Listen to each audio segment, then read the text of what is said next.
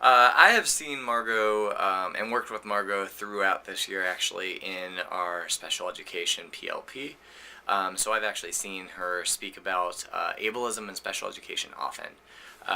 What always strikes me is how Margot advocates on behalf of her kids so often, and thinks clearly about individual students and thinks about individual needs and the ways of combating the disabilities affecting our students.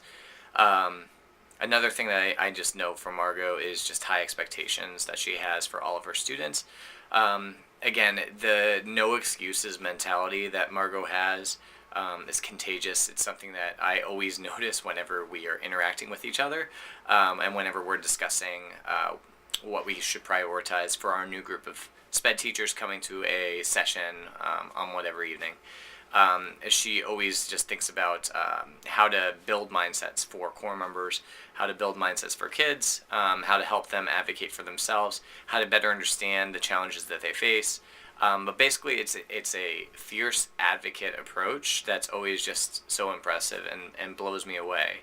Um, I've also seen Margot in her using her work from the DC region and her perspective as one of the case managers or IEP managers. I actually don't know Margot in DC when she was working at her previous school, and just like the understanding she has around SPED policy, the requirements and rights that families and students have for themselves and for their kids.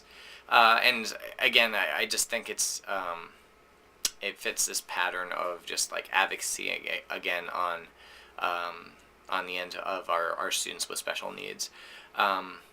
This has transferred over to New York, where Margot has had to learn, I think, a lot more about New York law, student rights here in New York.